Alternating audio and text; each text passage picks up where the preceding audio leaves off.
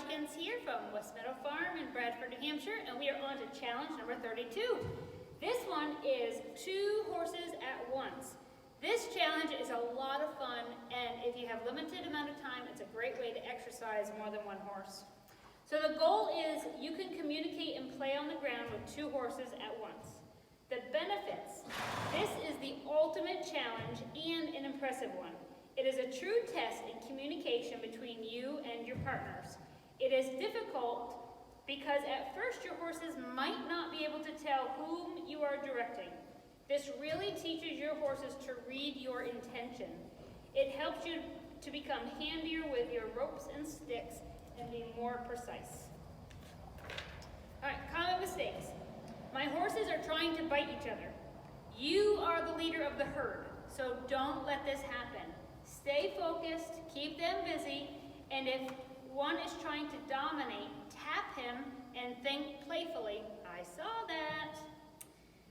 One is reactive and the other one's dull. And this is why it's a challenge. Your horses need to learn if you're speaking to them or not. You need to address one and the other is getting worried. Be aware of what the other horse is doing, but keep your focus on the horse you're talking to. Pretty soon, the other horse will figure out it is not directed at him and will calm down. You want both horses' attention and response, yet you still need to communicate separately too.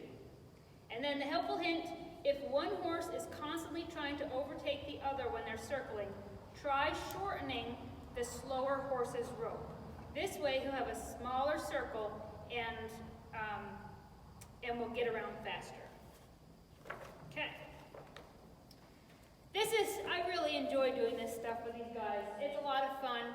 This is part of the agility module in Linda's curriculum, so it's important that you have a really good circling thing going on with the horses that you're going to be using.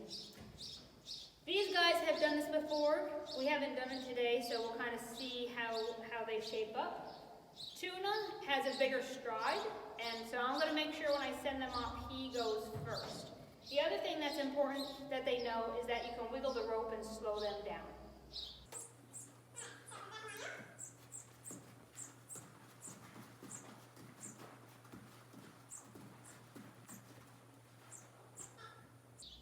I'm going to just kind of put them together so it's a little easier to send.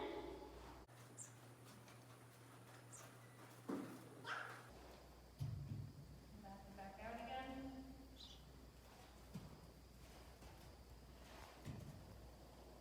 Now, when you're doing this, there's a couple ways that you can hold the ropes, and you're probably going to have to play with it as you go. So you can hold your ropes this way, and then you can use this rope or this rope. Another thing you can do is kind of like the California roll when you ride, and just cross your ropes. So you can do this if you need to. All right, so I'm going to get Tuna going here. Good, and now let's swim. And I like to do it at the trot, just so I'm not boring.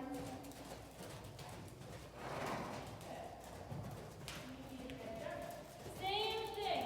You should be trotting. You can play with Linda's tour and twirl too.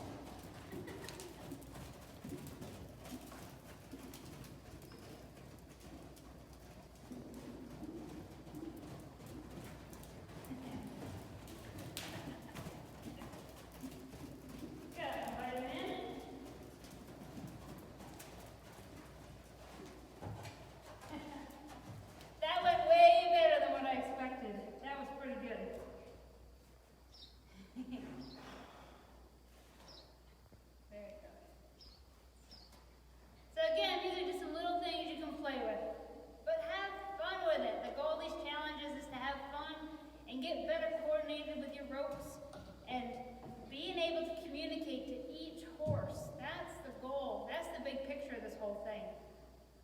And remember, if you don't enjoy it, fix it.